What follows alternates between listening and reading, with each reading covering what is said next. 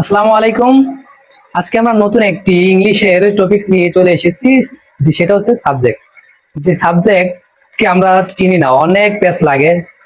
যে আমরা এমসিকিউ যখন সলভ করতে যাই তখন আমাদের অনেক পেজ লাগে, যে এটা না এটা, এটা না এটা।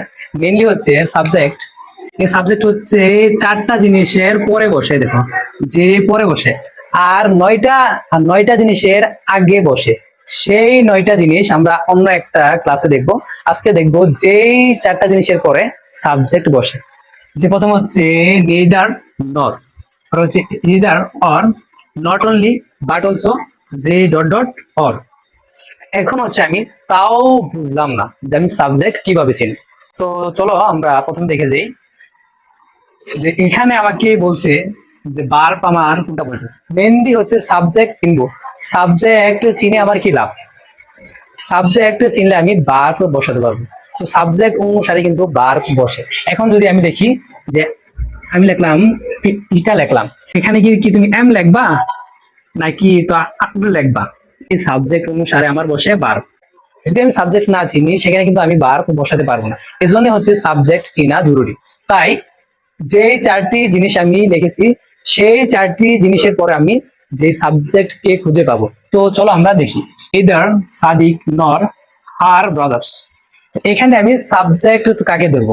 সাবজেক্ট কি আমার সাদিক নাকি আর ব্রাদার্স? এখন খেয়াল করো, এখানে কিন্তু আমি বুঝতে পারতেছি না। এই জন্য হচ্ছে যেই চারটা জিনিসের পরে আমি সাবজেক্ট পাবো, যে নেইদার নর পর্যন্ত, নেইদার নর পর্যন্ত যা আছে সবকিছু আমি একটু কেটে দিব। দেখো, এই নেইদার নর পর্যন্ত আমি কেটে দিলাম। এখন যা থাকে, এখন যা থাকে তো ওটাই হচ্ছে আমার সাবজেক্ট। দেখো, এই হার ব্রাদার্সটাই কি আবার সাবজেক্ট। এখন হচ্ছে আমার ভার্ব এখানে কি বসবে, নিড নাকি নিডস, কি বসবে? তো এখন দেখো, যে শেষে আমার কি আছে, শেষে যদি কোনো এস থাকে, সাবজেক্টের শেষে যদি এস থাকে, তার মানে ভার্বের সাথে আমার এস হবে না, হবে না, হবে না, হবে না, হবে না। এখানে হবে আমার নিডস। এরপরে বাকিটুক আমার পড়ার কিন্তু প্রয়োজন নাই। যদি বাকিটুক যদি তুমি পড়ো, শুধু তোমার টাইম নষ্ট হবে আর কিছু না। এখন হচ্ছে সেকেন্ড, দেখো, নট অনলি বাট অলসো। এখন এখানে আমার সাবজেক্ট কে, হি সিস্টার নাকি শুধু কি? এখন সেম জিনিস দেখো, যেই চারটি জিনিসের পরে আমার সাবজেক্ট বসে, দেখো, নট অনলি থেকে বাট অলসো পর্যন্ত আমি এটাকে কেটে দিব।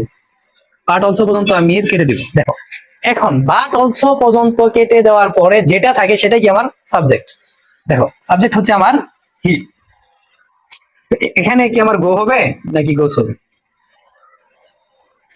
এখানে আরেকটা ট্রিক্স আছে। যদি যদি সাবজেক্টের সাথে এস না থাকে, তার মানে ভার্বের সাথে কি হবে, আমার এস হবে।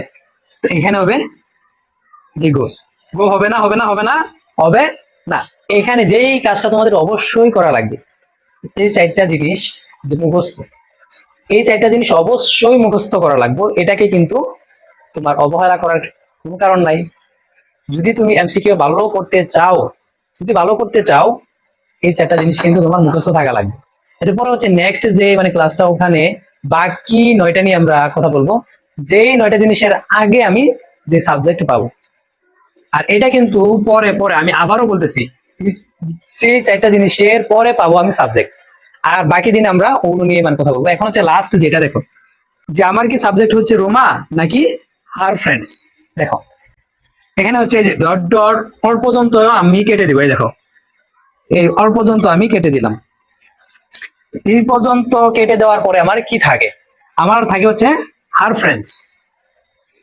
এখন যদি আমি এখানে ওই যে আগের যে রোলসটা আছে সেটা ফালাই, সাবজেক্টের সাথে যদি এস থাকে, তার মানে কি আমার ভার্বের সাথে এস হবে না কি?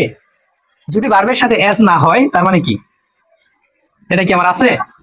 এটা নাই। তার মানে হচ্ছে কি আমার, এটা হচ্ছে আমার আনসার। আজকের ক্লাসটা অবশ্যই তোমরা মজা করে শিখতে পারছো। আর সেই মজা যদি না পাও, সেই মজা পাওয়ার জন্য তোমাকে এই চারটা জিনিস কিন্তু অবশ্যই মুখস্থ থাকা লাগবে। তো আশা করি আজকের ক্লাসটা তোমরা উপভোগ করতে পেরেছো। আজকে এই পর্যন্ত, ভালো থাকো, সুস্থ থাকো, আল্লাহ হাফিজ।